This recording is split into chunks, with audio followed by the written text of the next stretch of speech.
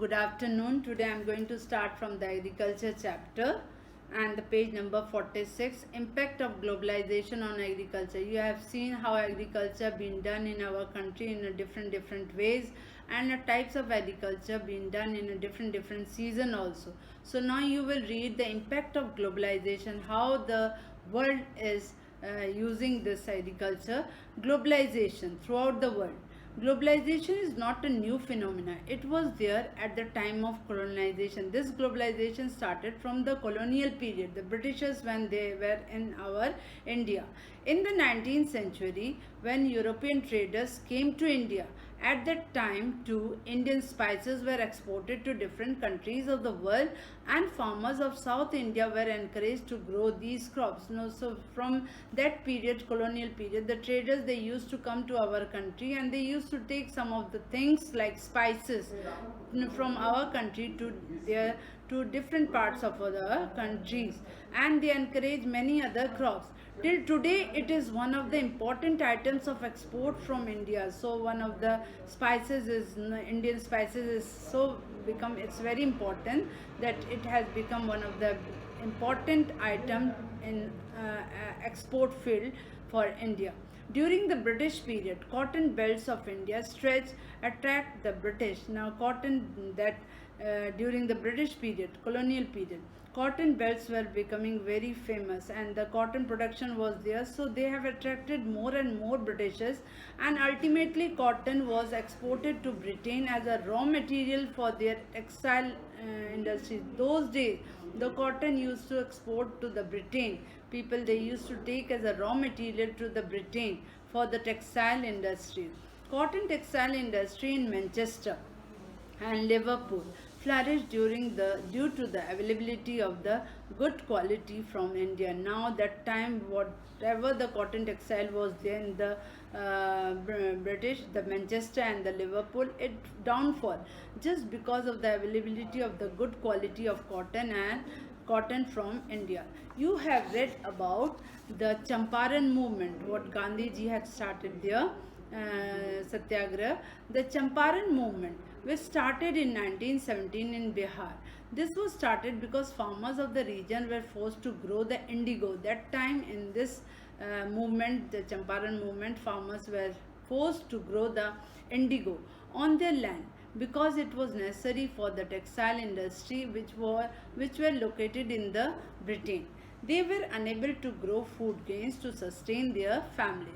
Under globalization, now throughout the world, under the globalization, particularly after 1990, the farmers in India have been exposed to new challenges. Now under globalization, particularly after 1990, the farmers in India, they have exposed the new challenges. They have started with the new techniques. Despite being an important producer of rice, cotton, rubber, tea, coffee, jute and spices, our agricultural products are not able to compete with the developed countries. So our was very important, and some of the crops were very important, and they were competing with the developed countries because the highly subsidized agriculture in those countries. Now today Indian agriculture finds itself at the crossroads. To make agriculture successful and profitable, proper trust should be given to the improvement of the condition of the marginal and small farmers. Now, to make more success in the agricultural field, government should look after. They should give some of the help to the farmers for the better marginal and small farmers for the better development. The Green Revolution promised much. As you have read the Green Revolution in some of the books chapter, you have read the Green Revolution. It has started first in the Punjab and Haryana, which had given a more production to our country.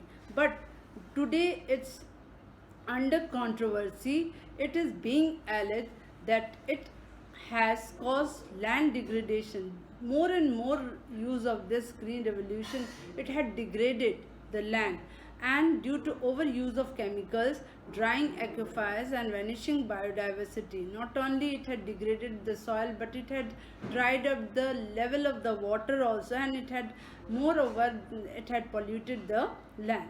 The key word today is gene revolution, which includes genetic engineering. Genetic engineering is recognized as a powerful supplement in inventing new hybrid varieties of seeds.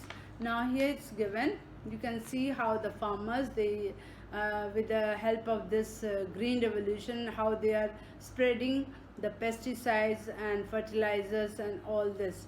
In fact, organic farming is much in vogue today because it is practiced without a factory made chemicals such as fertilizer and pesticide.